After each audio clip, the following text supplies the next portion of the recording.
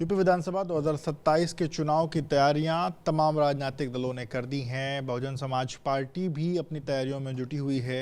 बसपा के प्रदेश अध्यक्ष विश्वनाथ पाल जी हमारे साथ हैं। विश्वनाथ जी, 27 का चुनाव मात्र 6 महीने बचा हुआ है और इस बीच हमने देखा कि बाकी राजनीतिक दल भी अलग अलग तरीके से अपनी तैयारियां कर रहे हैं। बसपा की बात करें, बसपा किस तरीके से लोगों के बीच में जा रही है और कैसे अपनी तैयारियां कर रही है? देखिए, बहुजन समाज पार्टी की राष्ट्रीय अध्यक्ष माननीय बहन जी के निर्देशानुसार जो बहन जी की प्लानिंग है, जो बहन जी हम लोगों को गाइडलाइन देती हैं, उसके तहत हम लोग लगातार बूथ स्तर तक जाके एक जनता का गठबंधन और बूथ सेक्टर कमेटियों का काम अभी तक कर रहे थे। लगभग ये काम पूरा हो गया है। अब आगे जो बहन जी की रणनीति होगी उस पर हम लोग काम करेंगे। कुछ दिनों पहले चर्चा आई कि जैसे पिछली बार 9 अक्टूबर को एक बड़ा कार्यक्रम किया था, इस बार भी चूंकि चुनावी वर्ष है तो एक बड़ा कार्यक्रम हो सकता है। क्या इसको लेकर कुछ तैयारियां अभी तक? देखिए, 9 अक्टूबर को माननीय मसीहा कांसीराम साहब की पुण्यतिथि है और वो तो प्रतिवर्ष के भांति इस बार भी होगा, लेकिन अब वो किस रूप में रहेगा ये तो जब माननीय बहन जी हम लोग गाइडलाइन देंगी तब हमें मालूम पड़ेगा। एक चीज़ और देखने में आई कि अलग अलग जगहों पर आप लोग जाकर के जो प्रभारी हैं विधानसभा वार, उनकी जो घोषणाएं हैं वो कर रहे हैं और अब आकाश आनंद जी की भी एंट्री उत्तर प्रदेश में हो चुकी है और वो अब अलग अलग जगहों पर जहां प्रभारियों की घोषणा होगी वहां पर जाएंगे। तो किस तरीके से आकाश जी की सक्रियता है और क्या कुछ? नहीं, माननीय आकाश आनंद जी हमारे राष्ट्रीय संयोजक हैं और वीएसपी पूरे भारत में है और हमारी नेता मान्य बहन जी जिस तरीके से गाइडलाइन देती हैं, चाहे वो हम लोगों को हो चाहे माननीय आकाश आनंद जी को हो, उस तरीके से वो पूरे देश में लगातार दौड़ा कर रहे हैं। उसी कड़ी में यूपी में भी जो हमारे बहन जी के निर्देश पर बहन जी जिन प्रभारियों को चिन्हित कर रही हैं उनकी एक सभा करके घोषणा भी हो रही है। तो उसमें अभी 2 जगह की जो खबर आई है कि शाहबाद और जेवर, वो हमारे माननीय राष्ट्रीय संयोजक जी प्रभारी घोषित करने जाएंगे।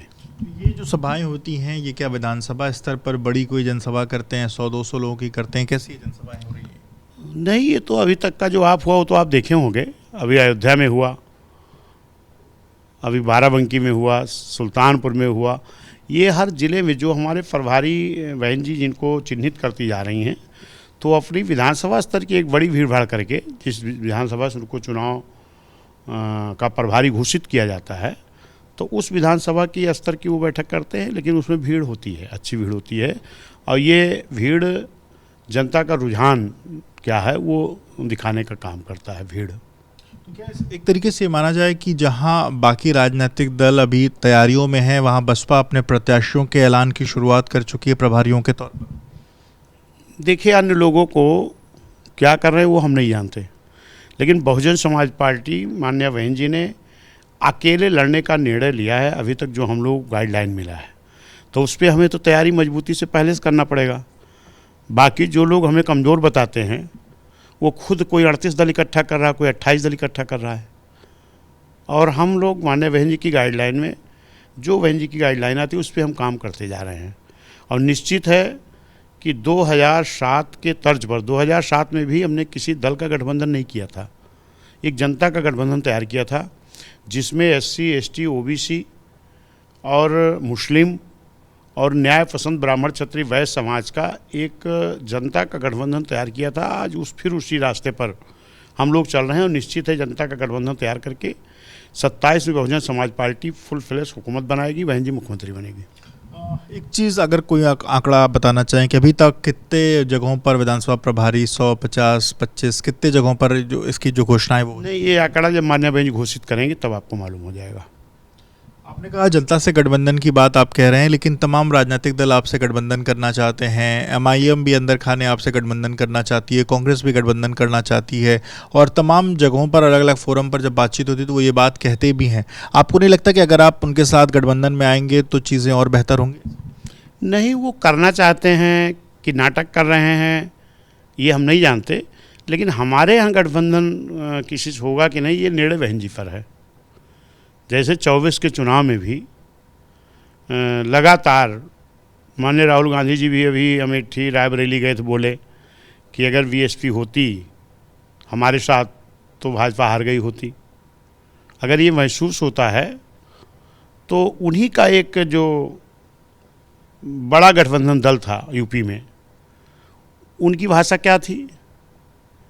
माननीय रामगोपाल यादव जी ने कहा कि अगर बीएसपी गठबंधन में आएगी तो हम बाहर हो जाएंगे। माननीय अखिलेश यादव जी ने कहा था बहन जी का नाम लेके कि इनकी गारंटी कौन लेगा।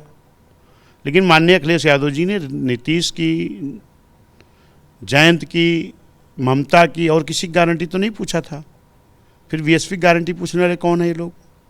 तो ये एक हमें लगता है कि बहाना ढूंढते हैं लोग। बाकी इस तरह की कोई मंशा इन लोगों की पहले से नहीं थी।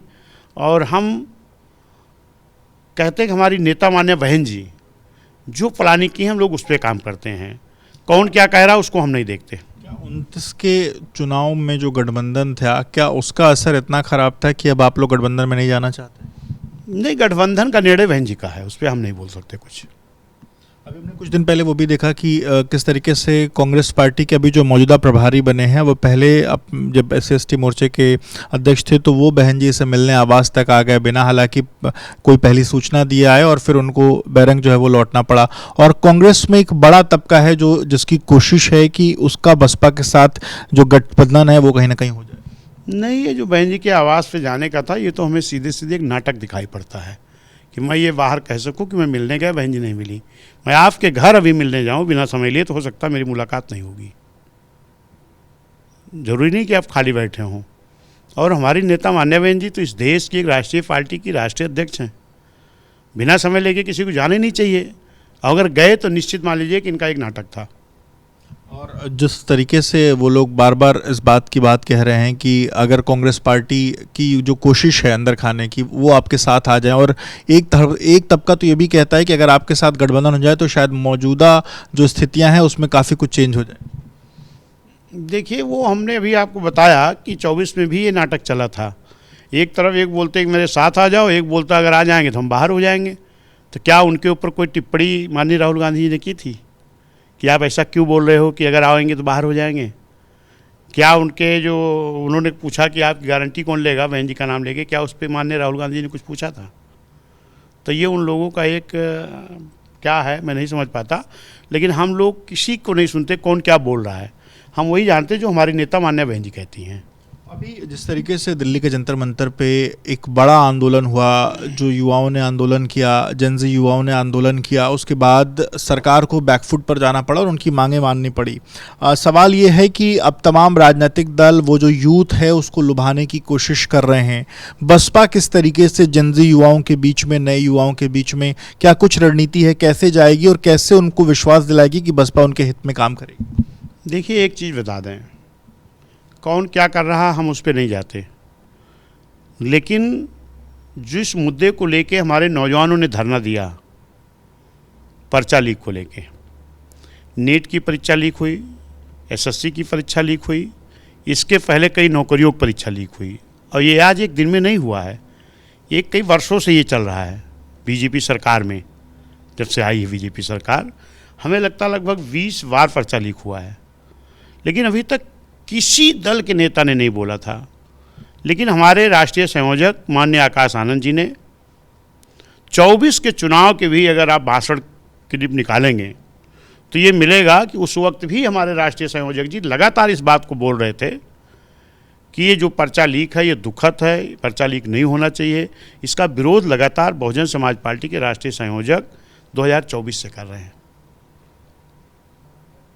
आज ये तो तमाम लोग करने लगे, तो बहुजन समाज पार्टी इसका विरोध कर रही थी। और माननीय बहन जी ने इस मुद्दे पर भी हमारी ट्वीट करके बहन जी ने समर्थन किया था छात्रों का, और बहन जी ने ये भी कहा था कि जो छात्रों पर लाठी बरसाई गई इसको भी चिन्हित किया जाना चाहिए कि कौन लोग बेरहमी से हमारे बेटियों को और बच्चों को मार रहे थे, और जो फर्जी मुकदमे लादे गए हैं छात्रों पर ये भी वापस लिए जाने चाहिए। ये सबसे पहले माननीय बहन जी ने मांग किया है।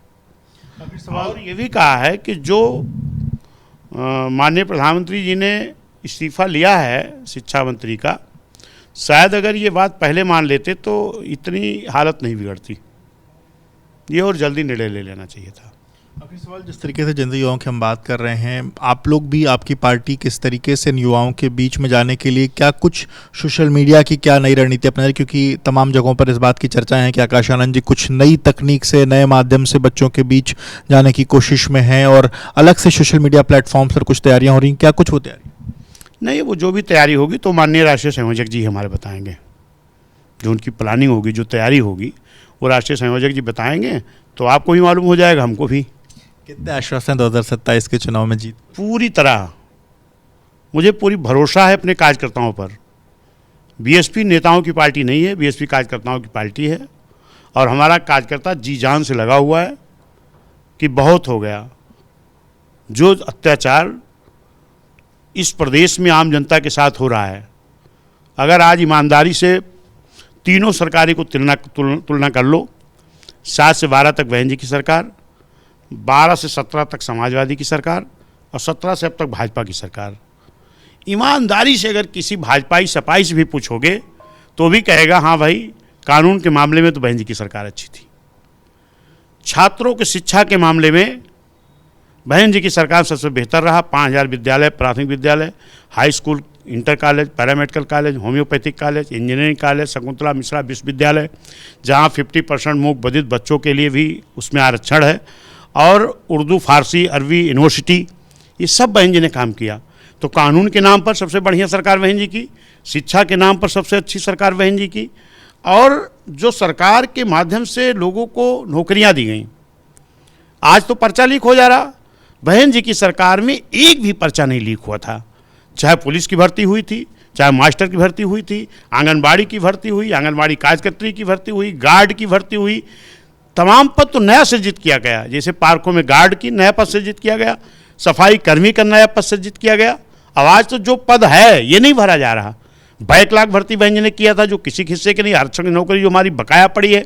आज तक पूरे देश में, चाहे केंद्र सरकार हो चाहे प्रदेश की, किसी ने बैकलॉग भरने की कोशिश की? बहन जी भर रही थी। लेकिन दुर्भाग्य कहिए कि बैकलॉग भर्ती बहन जी ने पहले ब्राह्मण, क्षत्रिय, वैश्य, मुस्लिम, SC ST खूब भर्ती किया। उसके बाद बहन जी ने जिलाधिकारी से कहा भाई जांच करो कि बाबा साहब का आरक्षण की भर्ती कितनी खाली है। तो उसमें बहन जी ने जब जांच कराया तो कई लाख निकला, जो SC ST OBC का आरक्षण था। ये भर्ती बहन जी कर रही थी, लेकिन 12 में समाजवादी की सरकार आ गई। अमाननीय अखिलेश यादव जी, जो कि एक OBC से थे, लेकिन बहन जी SC ST OBC की भर्ती कर रही थी, और एक OBC मुख्यमंत्री ने रोक लगा दिया, नारा देते PDA का। PTA के नारे के बीच जिस तरीके से अभी हमने देखा कि परसों मुख्यमंत्री ने भदोही जिले का नाम वापस से संत रविदास नगर रखा, आप लोगों ने भी वही नाम रखा था, बाद में अखिलेश सरकार में उसको बदल दिया गया। तो ये जो भाजपा जो महापुरुषों का सम्मान कर रही है, इससे क्या लगता है कि जो आपके वोटर हैं उनके बीच में कुछ सेंधमारी की कोशिश भाजपा की, या इस पूरी रणनीति को कैसे देखते? पहले ये बात पूरी नहीं हुई मेरी। समाजवादी ने बैकलॉग रोका, भर्ती हो रही थी SC ST OBC की, और रोक कौन लगाया? OBC मुख्यमंत्री। फिर SC समाज के ठेकेदारी का आरक्षण बहन जी ने दिया था, उसको भी समाजवादी ने ठीक छीना। फिर बहन जी ने SC समाज के लोगों को प्रमोट किया था, बाबू से बड़े बाबू, DYSP से SP, तहसीलदार से SDM, उसको भी डिमोट करके समाजवादी ने बहुत बड़ा नुकसान किया। ये PDA के लोग हैं जिनका नुकसान किया। और प्रमोशन का आरक्षण का बिल भी समाजवादी ने फड़वाया था। और जो आपने जिले का नाम लिया, मान्या बहन जी ने जिले का नाम नहीं बदला था कि इलाहाबाद का प्रयागराज, फैजाबाद का अयोध्या। बहन जी ने प्रदेश के विकास के लिए जो बड़े बड़े जिले थे उनको छोटा जिला बना के दिया, कि ताकि उसका अच्छा विकास हो सके प्रदेश का। जिसमें सुल्तानपुर से अलग बहन जी ने जिला बनाया अमेठी, कानपुर नगर से अलग बनाया कानपुर, जो देहात कर दिया रमाबाई नगर, संत रविदास नगर, भीम नगर, मानवर कांसीराम साहब नगर, मान्य ज्योतिबा फुले नगर। लेकिन जो आप कह रहे संत रविदास नगर, माननीय बाबा जी को बैठे 2 साल होने जा रहा है, 2 साल, और तमाम बहुजन में जन्मे संत गुरु महापुरुषों के नाम से बने जिले को बदल करके माननीय अखिलेश यादव जी ने अपमान किया। तब तो इन दोनों लोगों की मिली जुली भाषा चल रही थी। 2 साल दूसरा कार्यकाल, 10 साल बीतने जा रहा। आज अगर चुनाव ना आता तो शायद आज भी इनको याद नहीं आता। जब मान्या बहन जी ने किसी का नाम बदल के जिला नहीं रखा था, नया जिला बना के नाम रखा था, तो उसको अगर किसी सरकार ने, मान लीजिए समाजवादी ने बदला, तो ये जब आए तो इनको तो तुरंत उसको सही कर देना चाहिए था। आवाज भी खाली संत रविदास जी का किया है, वो भी 10 साल बाद। अभी तो भीमनगर बदल के संभल किया गया है, मानूर कांसीराम नगर बदल कासगंज किया, छत्रपति साहू नगर बदल कमेठी किया गया, संत रविदास नगर बदल के भदोई किया गया था जो बता रहे हैं, और इधर कानपुर देहात रमाबाई नगर बदल किया गया। तो बहुजन समाज पार्टी ने किसी को नाम नहीं बदला था, नया जिला बना के किया था। और इस पे जब समाजवादी ने हमारे पिछड़े पीडीए के लोगों की योजनाएं बंद किया, उनके सम्मान महापुरुषों का नाम बदल कर अपमान किया, तो ये तो जो भी सरकार आई इसको पहले उसको क्लियर कर देना चाहिए था। 10 साल बाद वो भी एक नाम खाली क्लियर किया। एक आखिरी सवाल, चुनावी वर्ष में जिस तरीके से मुख्यमंत्री लगातार जिलों के दौरे पर हैं और अभी तक सभी 18 मंडलों में वो जा चुके हैं, एक बड़ा वर्ग ये कह रहा है कि मुख्यमंत्री अकेले पूरे प्रदेश के दौरे पर हैं, बाकी कोई भी बड़ा नेता चाहे अखिलेश यादव हो चाहे मायावती हो, वो जिलों के दौरे पर नहीं है या उन जगहों पर नहीं जा रही हैं। कैसे देखते हैं इस दौरे को और कितना भाजपा को आप मानते हैं, भाजपा कितना आगे हो गई या क्या आप लोग पीछे? नहीं, हम पीछे नहीं हैं। जितनी बड़ी रैली 9 अक्टूबर को माननीय बहन जी ने मानवर कांसीराम साहब पुण्यतिथि स्तर पर किया, क्या इतना बड़ा कार्यक्रम कोई भाजपा या सपा की तरफ से कर पाई है? नहीं कर पाई। और उसके बाद फिर मार्च में कार्यक्रम हुआ, फिर 14 अप्रैल को बड़ा कार्यक्रम हुआ, फिर 15 जनवरी को 18 मंडलों में हमारी रैली हुई बहन जी के निर्देश पर, बहन जी के जन्मदिन पर। और फिर इधर लगातार हमारी रैली चल रही है, प्रभारी ही घोषित करने के नाम पर, लेकिन हो रही है। अभी तक जितने प्रभारी हमने घोषित किया है, क्या सपा भाजपा ने भी एक भी घोषित किया कहीं? तो हमें पीछे काहे कह रहे हैं? हम नंबर 1 पर हैं, नंबर 1 पर रहेंगे, फुल फ्लेज सरकार बनाएंगे। कितनी सीट जीत? सरकार बनाने के लिए जितनी जरूरत होगी उतनी आएगी। अब इन लोग तरीके हम बोल दें 400 पार अखिलेश भैया भी ला रहे हैं, 400 पार योगी भैया भी ला रहे हैं, योगी जी ला रहे हैं, और कुल सीटें 403 है, तो 400 पार कहाँ से लाएंगे? तो मैं ये नहीं झूठा वादा करता, मैं ये कहता हूँ कि जितनी सीटों की जरूरत हमें सरकार बनाने के लिए होगी उतनी सीटें माननीय बहन जी की रणनीति के तहत हम लोग लाने का काम करेंगे। बहुत बहुत शुक्रिया बात करने के लिए। तो विश्वनाथ पाल जी को आप सुन रहे थे, उनका कहना है कि जिस तरीके 2007 में सरकार बनाई थी वैसे ही 2027 में सरकार बनाएंगे। और इसके साथ साथ उनका ये दावा है कि लगातार वो लोग अलग अलग विधानसभाओं में सक्रिय हैं और अभी तक वो सबसे आगे चल रहे हैं लोगों के कैंडिडेट्स के ऐलान करने के तौर पर अगर बात की जाए तो। और इस लिहाज से उनका मानना है कि वो सबसे आगे हैं और इसके साथ साथ कहीं भी किसी के साथ गठबंधन करने की फिलहाल उनकी कोई रणनीति नहीं है। कैमरामैन प्रेम सिंह के साथ विवेक राय, यूपी न्यूज़ लखनऊ।